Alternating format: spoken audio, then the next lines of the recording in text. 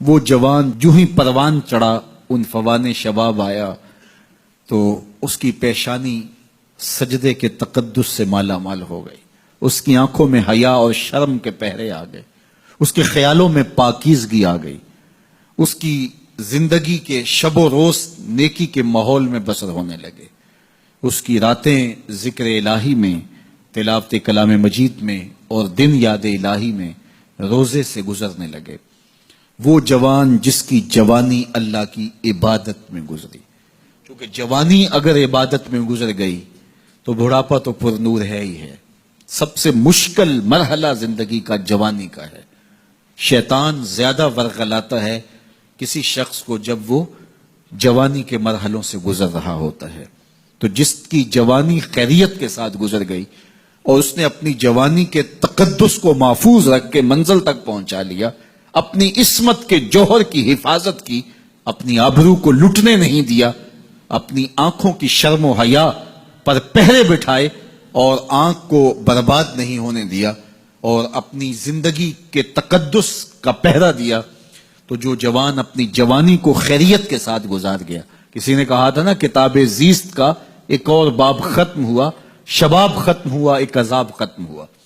تو جوانی جس کی منزل تک پہنچ گئی خیریت کے ساتھ، عافیت کے سائے میں۔ مشکل تو بڑا ہے جوانی کو منزل تک لے جانا، خیریت کے ساتھ، داغدار نہ ہونے دینا، جوانی کے تقدس کو رسوا نہ ہونے دینا، عصمت کے جوہر پہ کالک نہ لگنے دینا، خواہشات کو غالب نہ آنے دینا۔ آسان کام تو نہیں ہے، مشکل کام ہے، لیکن اگر کوئی مشکل کاٹ گیا، جوانی کے تھوڑے سے ایام میں گزار گیا، اللہ اکبر۔ حضرت شیخ ختلی کہتے ہیں، داتا گنج بخش علی حجویری علیہ رحمہ کے مرشد ہیں، الدنیا یوم ولنا فیہا صوم۔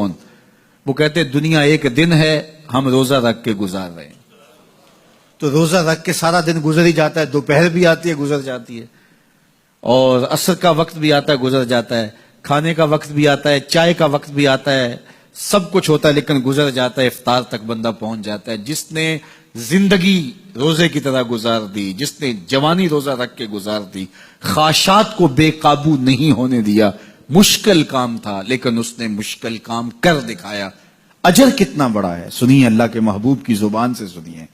حضور نے ارشاد فرمایا جو سیدنا ابو ہریرہ کے ذریعے سے ہمارے تک پہنچا، فرمایا قیامت کے دن جب سورج کا رخ سیدھا ہوگا، زمین تانبے کی ہوگی، لوگ پسینے میں شرابور ہوں گے، کوئی ٹخنوں تک پسینے میں، کوئی گھٹنوں تک، کوئی کمر تک، کسی کو پسینے کی لگام دی جائے گی، اور وہ پسینہ ایسے نہیں ہوگا جس طرح یہ پسینہ ہے، اتنا گرم ہوگا۔ ابن رجب حنبلی کہتے ہیں اس پسینے کا ایک قطرہ اگر احد پہاڑ پہ ڈال دیا جائے تو وہ پگھل جائے، اتنا گرم ہوگا، بدبودار اتنا ہوگا، ایک قطرہ دنیا پہ ڈال دیا جائے، انسان کیا جانوروں کے دماغ بھی پھٹ جائیں، اس پسینے میں لوگ شرابور ہوں گے۔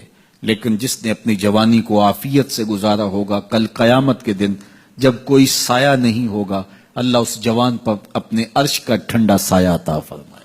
وہ شخص جس کو کسی عورت نے دعوت گناہ دی اور وہ صاحب منصب تھی، صاحب جمال تھی، اور اس نے یہ کہہ کے یہ خواہش، یہ آرزو مسترد کر دی، انی خوف اللہ۔ اسی طرح کوئی عورت ہے تو اس نے اپنے تقدس کی حفاظت کی، اپنی آبرو پہ پہرا دیا اور کسی پیشکش کو ٹھکرا دیا، تو فرمایا قیامت کے دن جب کوئی سایہ نہیں ہوگا، اللہ اسے بھی اپنے عرش کا ٹھنڈا سایہ دے گا۔ کیسا سخت دن ہوگا، اور وہ کس اعزاز میں ہوگا، کس تکریم میں ہوگا۔ یہ تو 4 دن 10-20 سال ہیں، اور وہ 50,000 سال کا ایک دن۔